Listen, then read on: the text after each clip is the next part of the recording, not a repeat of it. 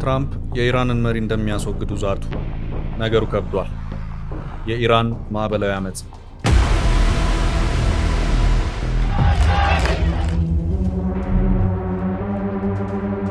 የኢራን ነገር አሳሳቢ ሆኗል። ኢራን እስካሁን ድረስ በዓለም አደባባይ የምትሰማው በእስራኤል ላይ ስትዝት፣ በአሜሪካ ላይ ስትሳለቅ፣ ምዕራባውያንን ስትኮንን ነበር። አሁን ግን ኢራን በራሷ ችግር ላይ ተጠምዳለች።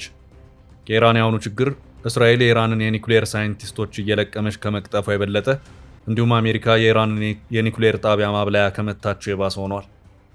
ምክንያቱ ደግሞ የእስራኤልና የአሜሪካ ዋና ሞጋችና ተቃዋሚ ሆነው የአያቶላህ መንግስት ስርዓት እንዲገረሰስ የሚጠይቅ ህዝባዊ አመጽ ተቀጣጥሏል። በአሁኑ ሰዓት በኢራን በተለያዩ ከተሞች የኢራን ህዝባዊ አመጽ እንደተቀጣጠለ እየተዘገበ ይገኛል። ኢራን በህዝቦቿ ነውጥ ውስጥ ገብታለች። ኢራናውያን አፍቃሪ ምዕራባውያን ሆነው የመጡም ይመስላል። የአያቶላ ስርዓት መገርሰስ አለበት እያሉ ነው። የኢራን ህዝብ ልክ እንደ ሊቢያ ህዝብ ለመሸወድ መንገድ ላይ ገባ ይመስላል። የካፒታሊስቱ የአሜሪካ የበላይነት ያለበትን ዓለም ለመቀላቀል የቋመጡ ይመስላል።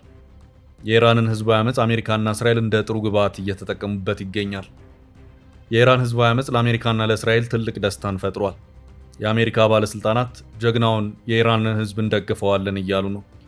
ትራምፕ ኢራን በአማጺና ተቃዋሚ ህዝብ ላይ ከተኮሰች እኔም እተኩሳለሁ ሲሉ ዝተዋል። እስካሁን ድረስ እንደ ምዕራባውያን ዘገባ ከሆነ በኢራን ህዝባዊ አመጽ ምክንያት ከ50 በላይ ሰዎች ተገድለዋል። ከዚህ በተጨማሪ ከ2000 በላይ ኢራናውያን አመጽ ቀስቃሾች ታስረዋል። በኢራን ኢንተርኔት እንደተዘጋም ለማወቅ ተችሏል። ትራምፕ አያቶላ በቅርቡ ከኢራን ምድር ይሰደዳል ብለዋል። ፕሬዚዳንት ዶናልድ ትራምፕ የኢራን ጠቅላይ መሪ አያቶላ አሊ ኮሚኒ ከሀገር እንደሚወጡ ገልጸዋል። ጀብደኛው ትራምፕ በኢራን ውስጥ ንጹሐንን ኢላማ ያደረገ ጥቃት እንዳይፈጸም አስጠንቅቄያለሁ ብለዋል።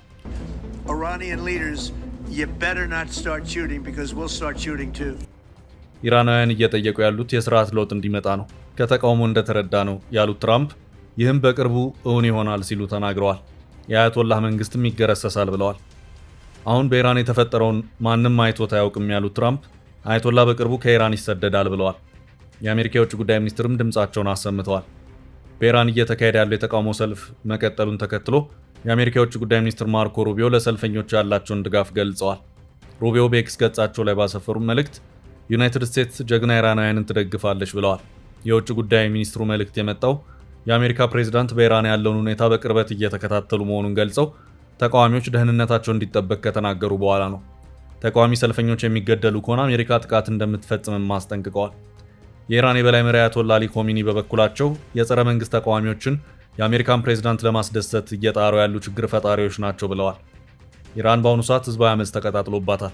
የኢራን ህዝብ ለተቃውሞ አደባባይ የወጣው ደግሞ የኢራን የመገበያያ ኖት ዝቅ ብሏል፣ የኑሮ ውድነት ተባብሷል፣ ደሃ ዳቦ በልቶ ማደር እየከበደው ነው የሚል ነው። የኑሮ ውድነት ብዙ ጊዜ ህዝብን አንድ አድርጎ የሚያነሳሳ ጉዳይ ነው። ኢራንን የፈተናትም ይኸው የኑሮ ውድነት ጉዳይ ነው። ኢራን ይህን ህዝባዊ አመጽ እስራኤል በሞሳድ በኩል እያቀጣጠለች ነው ብላለች። የሞሳድ ሰላዮችንም እንደገደለች አስታውቃለች። ኢራን አደባባይ ለተቃውሞ የወጡትን ህዝብ ወደ ቤት ለማስመለስ ብላ ወደ እስራኤል እንዳትተኩስ ተሰግቷል። ኢራን አሜሪካና እስራኤልን ዋነኛ አመጽ አቀጣጣይ አድርጋለች። በአሁኑ ሰዓት አሜሪካና ኢራን ወደ ፍጥጫ እየመጡ ይገኛል። በተለይ ኢራን የኒኩሌር ኃይሏን ለማጠናከር ደፋ ቀና ማለቷን ተከትሎ የአሜሪካ መንግስት ኢራንን ከአሁኑ መያዝ አለብን እያለ ነው። ኢራን በፍጹም የኒኩሌር ኃይል እንዲኖራትም ሆነ መልሳ እንድትገነባ አንፈልግም፣ ከገነባች መልሰን ኢራንን እናወድማታለን እያሉ እስራኤልና አሜሪካ በመዛት ላይ ይገኛሉ። አሜሪካ በመካከለኛው ምስራቅ ውስጥ የተረጋጋች እስራኤልን ማየት ጽኑ ፍላጎቷ ነው። ኢራን ደግሞ ሁነኛ የእስራኤል ጠላት ናት። ሁለቱ ሀገራት በመካከለኛው ምስራቅ አቅራቢያ መሆናቸው ደግሞ የሁለቱን ሀገራት በጦርነት መፈላለግን ከፍ ያደርገዋል። ኢራንም እስራኤልም በታሪክ ውስጥ ደማቅ ታሪክ አላቸው። በተለይ ኢራን ከሁለቱ ሀገራት ከፍተኛ የሆነ ጥቃት እንደሚጠብቃት እየተገለጸ ይገኛል። እስራኤልም አሜሪካም በኢራን ላይ ዝተዋል። ኢራን መጨረሻዋ ደርሷል እያሉ ነው።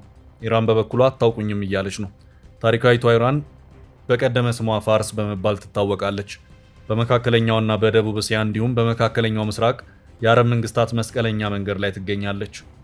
ለምዕራባውያን ዛቻና ማስፈራሪያ የማትንበረከከው ኢራን እስከ ፋርስ ባህረ ሰላጤ የሚደርሰው ስፋቷና ስትራቴጂካዊ አቀማመጧ ጠቃሚ ሀገር አድርጓታል።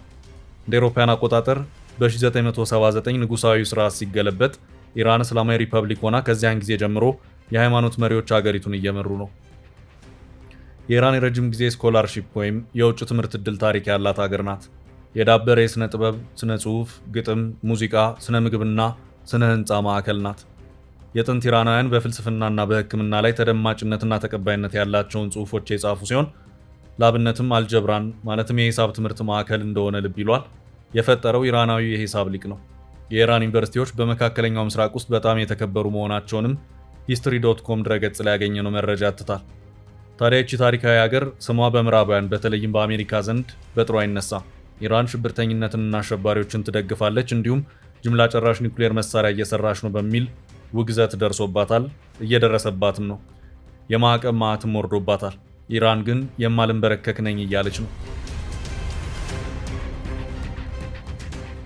ይሁን እንጂ ኢራን ኒውክሌር ለኃይል ማመንጫነትና ለምርምር ያስፈልገኛል በሚል የኒውክሌር ኃይል ማበልጸጓን ቀጥላለች።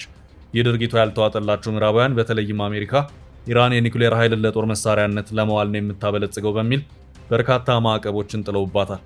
እነዚህ ማዕቀቦች ታዲያ የኢራንን ኢኮኖሚ አሽመድምደውታል። ከዚህ በተጨማሪም የተጣለባት የኢኮኖሚ ማዕቀብ በዓለም አቀፍ የንግድ ተሳትፎዋን ቀንሷል። እንዲሁም ዓለም አቀፍ ተቋማት አብረዋት እንዳይሰሩ በመደረጉ ሀገሪቱ እጅ ከወርች ታስራለች። ኢራን ከዓለም አቀፍ ነዳጅ አምራች ሀገራት መካከል ኦፔክ መሃል አንዷ ብትሆንም በተጣለባት ማዕቀብ ምክንያት ዜጎቿ ያን ያህል የደላ ሕይወት አይኖሩ፣ በመካከለኛ የገቢ ደረጃ የሚገኙ ናቸው። በባራክ ኦባማ ዘመን እንደ አውሮፓውያን አቆጣጠር 2015 ኢራን የኒውክሌር እንቅስቃሴዋን እንድትገድብ የሚያደርግ እንዲሁም ዓለም አቀፍ ተቆጣጣሪዎች ወደ ሀገሪቱ ገብተው የኒውክሌር ማብላዮቹ ከሲቪል ዓላማ ውጭ ለጦር መሳሪያ ማምረቻ አለመዋላቸውን እንዲከታተሉ የሚያስችል እንግሊዝ፣ ጀርመን፣ ፈረንሳይ፣ ሩሲያና ቻይናን ያካተተ ስምምነት ተፈራርመው እንደነበር የሚታወስ ነው። ስምምነቱ ኢራን ኢኮኖሚዋን ካሽመደመደው ማዕቀብ በመጠኑም ቢሆን እፎይታን የሰጣት ነበር። ይሁንና ዶናልድ ትራምፕ እንደ አውሮፓውያን አቆጣጠር በ2016 አሜሪካ ከስምምነቱ እንድታፈነግጥ አድርገዋል። ኢራንም የባሊስቲክ ሚሳይሎችን መስራቷን አጠናክራ ቀጠለች። ይህ ተግባር ደግሞ ከሆነ የተባበሩት መንግስታት ድርጅትን ውሳኔ 2231 ይጥሳል ስትል ነው አሜሪካ የከሰሰችው። ቢቢሲ እንደዘገበው ዓለም አቀፍ የአቶሚክ ኢነርጂ ኤጀንሲ ኢራን የኒውክሌር ቦምቦችን ለመስራት የሚያገለግል የበለጸገ ዩራኒየም ክምችት መገንባቷን አረጋግጧል። ከዚህ ጋር ተያይዞ ትራምፕ የአሜሪካ ፕሬዝዳንት ሆነው ለሁለተኛ ጊዜ ከተመረጡ በኋላ የሁለቱ ሀገራት ፍጥጫ እያየለ መጥቷል። ሰሞነኛ ዓለም አቀፍ ጉዳይም ሆኗል። የሐማስ እስራኤል ጦርነት ከተቀሰቀሰ በኋላ ኢራንና እስራኤል እንዲሁም ኢራንና አሜሪካ ቀጥታ ውጊያ ውስጥ መግባታቸው ይታወሳል። እስራኤልም አሜሪካም ትኩረት ያደረጉት በኢራን የኒውክሌር መሰረተ ልማት ላይ ነው። እስራኤል በኢራን ላይ እየፈጸመችው ባለው ጥቃት የኒውክሌር መሰረተ ልማቷን ኢላማ አድርጋለች። በዋናነት ትኩረቷን ያደረገችው ደግሞ ከምድር በታች የሚገኙ የዩራኒየም ማበልጸጊያ ማዕከላቷ ላይ ነው። ከወራት በፊት ኢራን የኒውክሌር መሰረተ ልማቶቿ ተመተውባታል። እንደ ዓለም አቀፍ የአቶሚክ ኢነርጂ ኤጀንሲ ከሆነ በሀገሪቷ ማዕከላዊ ክፍል የሚገኘው ናታንዝ የኒውክሌር ጣቢያ የደረሰበትን ከባድ ጉዳት ተቋቁሟል።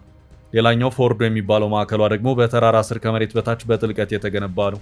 በመሆኑም ይህንን ከምድር በታች የሚገኝ ጣቢያ ለመምታት እጅግ ኃይለኛ የሆነ ቦምብ ያስፈልግ ነበር። ይህ ቦምብ ያላት ደግሞ አሜሪካ ብቻ ነበረች።